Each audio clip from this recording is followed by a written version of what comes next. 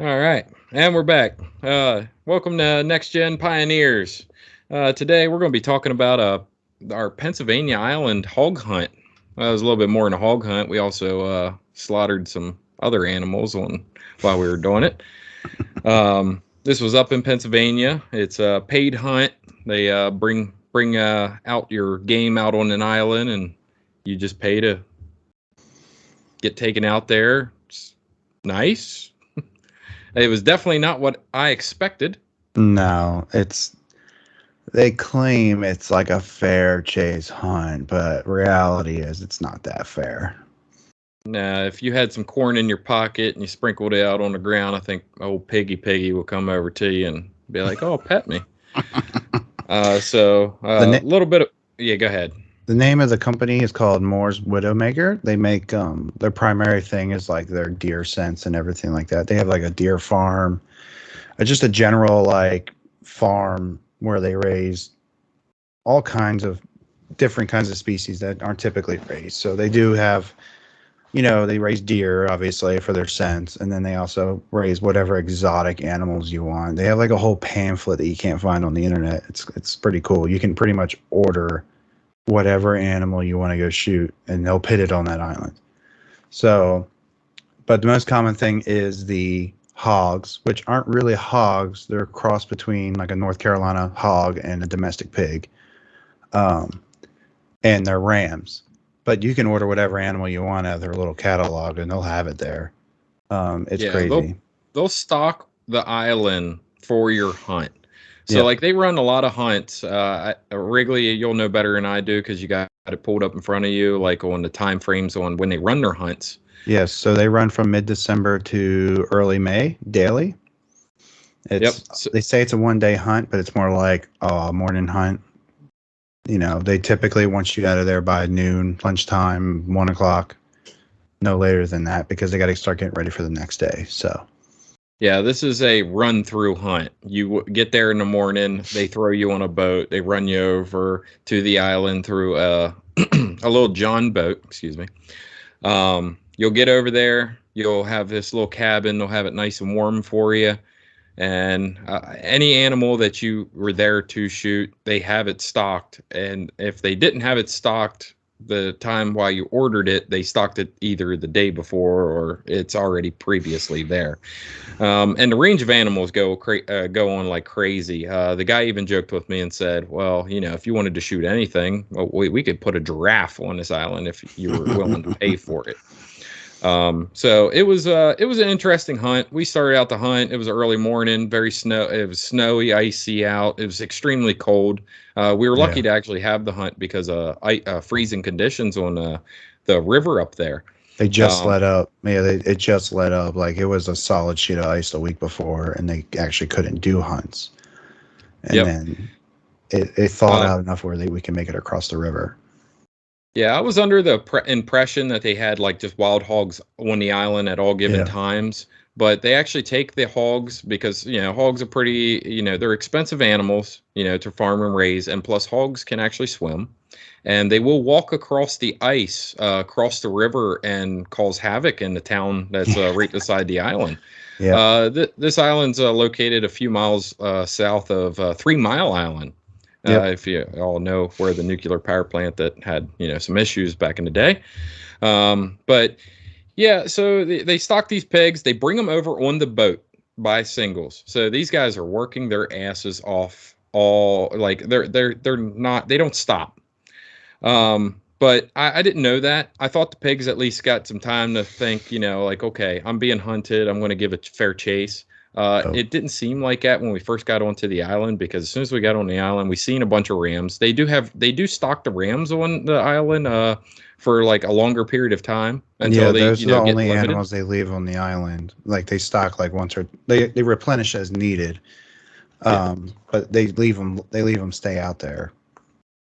So like as soon as we got on the island, we looked out in a little field that they had beside the cabin, seen, I don't know, a group of like maybe 10 of them, and we all got all our stuff together, all our guns ready, stuff like that. They go through a little safety briefing stuff that, just typical, insurance policy stuff.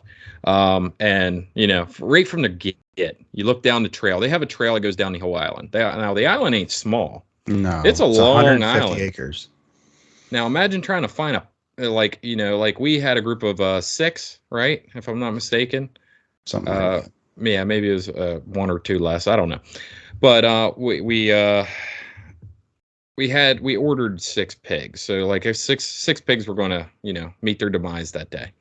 And from the rip, you seen like 4 of them right on the trail, like right from the cabin. And I'm like, well, this is going to be easy hunt. And sure enough, it was. Riggs, I'll let you go ahead and explain this because I'm going to laugh too much talking about it. But you go ahead and talk about the first initial, and then we'll get it. I'll talk about ours. Yeah, so you pretty much park at a boat ramp, and then they boat everybody like 3-4 people at a time to the island. There's a little cabin there. Usually a guy goes out there earlier before people show up, starts the fire, gets that going if it's winter time. Gets that going and gets the cabin nice and warm. But like while we were waiting for everybody to get transported across the river, I mean, like these 4 pigs just started walking down the 2-track towards us. Like they didn't care at all.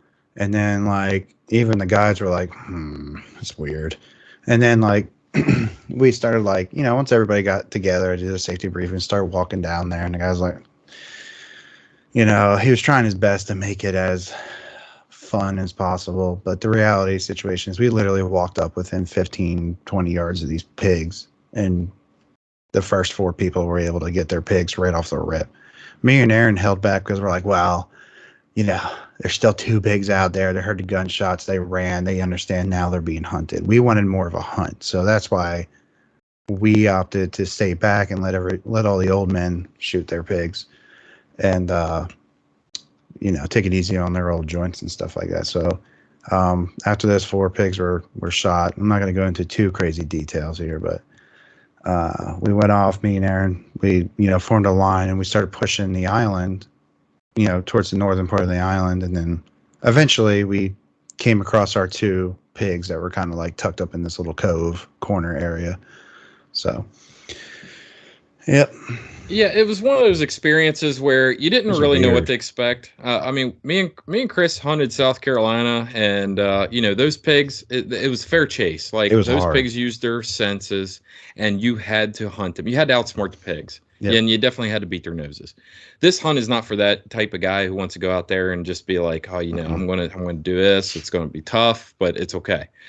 This is almost a guaranteed hunt, and why I say almost is there was guys out there that the guides told us were using 17 HMR rifles trying to shoot these pigs. I will tell you, my father was on this hunt, and he used a 22 Magnum, and he successfully killed his pig very humanely. Now, I can't say that for everybody who goes out there with 22 Mag. I thought he was a little crazy, and so did the other guide. But the guide thought I was crazy for taking an AR-15 chambered in .223 with reloads that I personally made, and with bullets that I understood how, and we'll definitely get into reloading in this podcast. But we also took another guy, one of my buddies, out. He's not a big, I guess, hunter. He likes duck hunting, but he's never done this type of hunt, and I think I just ruined him for it. Now there is a lot of details in this where it's one of those things where you look at yourself afterwards and you're like, man, I know I just went to the grocery store and I just did what I had to do. It felt a little wrong.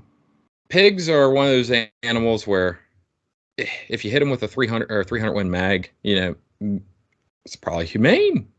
I shot mine with a .223, didn't hear nothing. Dropped perfect headshots. They do recommend headshots on that island. Now if you're shooting a bigger caliber and you want to put it behind the shoulder and ruin some meat, sure, go ahead. But it is not for the faint of heart. Chris has, I think, a YouTube video up, and you can watch that. And granted, you might hear a yell. You might hear a little squeal. Oh, you're going to hear some squeals. You're definitely going to hear some squeals. And, for those guides that go out there and do it every day, I don't think I could do it. I mean, granted, I've killed a lot of animals, and that's just not one way that I think I want to do it again. I mean, granted, my freezer is full of sausage and bacon, And it's good. and I know where this is the one reason why I went, and this is the one reason why I chose a pig to take its life, is because I know where that pig came from, and I personally, let did what I needed to do to the pig and brought it home. Yep. It's you can get it from the grocery store. It's just not the same, but you do have that relivable experience that we all felt on that island. I think most of us definitely looked at it a little different after that. Yep. Um, So this because isn't we like didn't know exactly what we expected. this isn't a hunt where you're going out and you think you're hunting. This is like a hunt where you're going out Saturday morning with the boys and you're trying to have a good time. Like, don't look at it as like a real hunt. Look at it as like you guys are going out Saturday morning with your boys and you're going to the grocery store. And then that's probably the Yeah, best way I could put it. it's definitely a grocery store trip. It You're was going a out cool and hanging experience, with your especially boys. the Rams. The Rams are cool. Like, don't get me wrong. Like, I took a pig and a ram that day.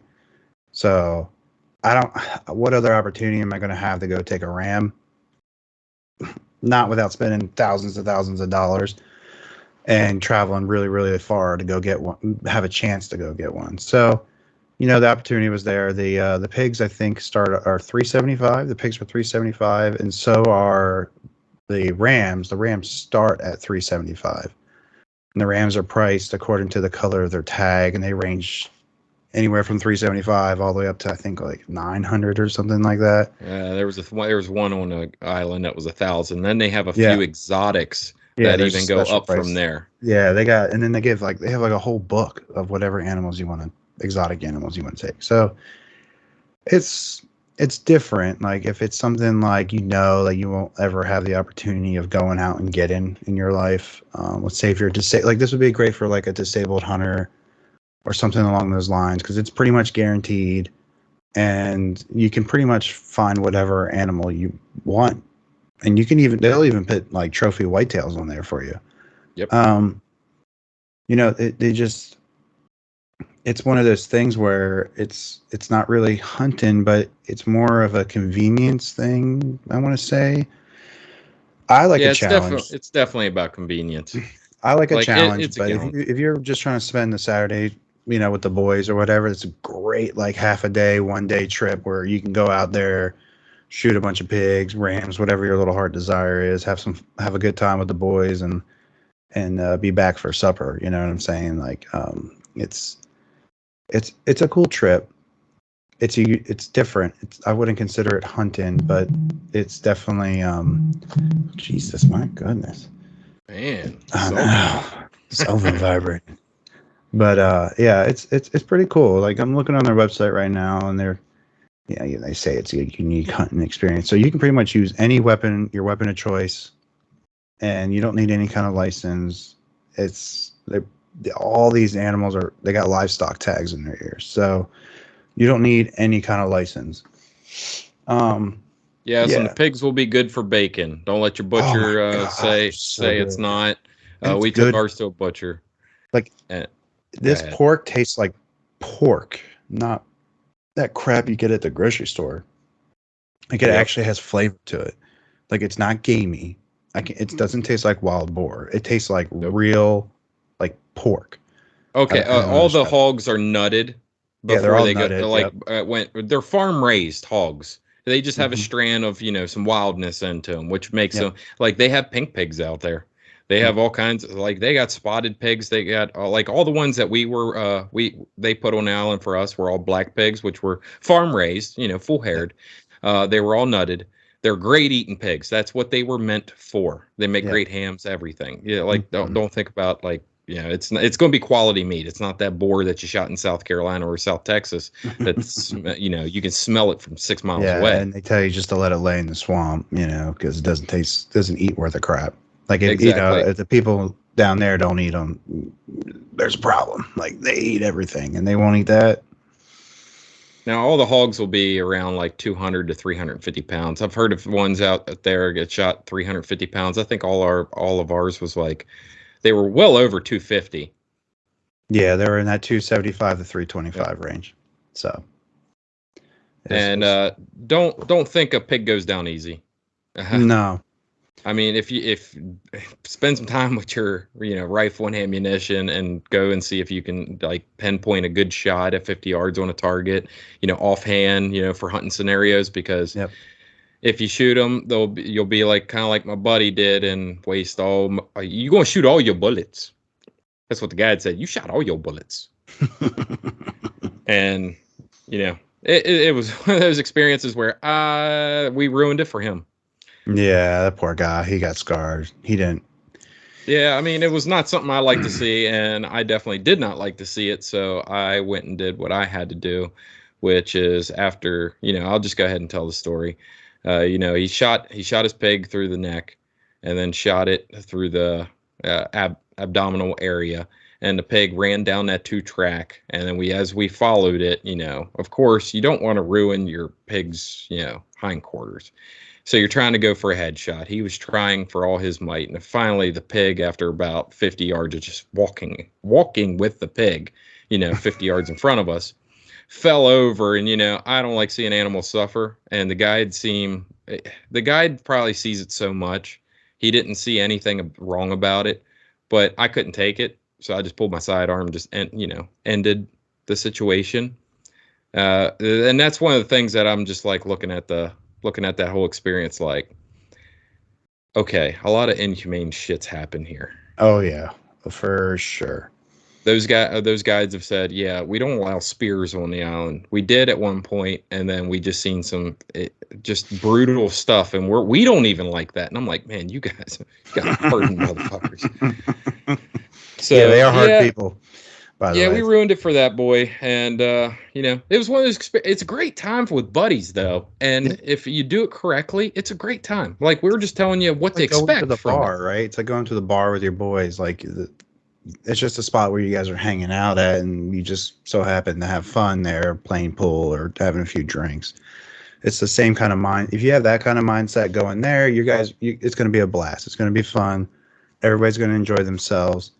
Like I said, if you got kids with or special needs or anything like that, like it's a great place for that. They are more than willing to accommodate any kind of needs you guys have. So it's a great spot for that kind of situation. Now the ram hunting, I didn't see it as something I wanted to do during this trip. It's not like I didn't have the money or anything to do it, but I almost made up my mind like, oh, maybe I'll take one.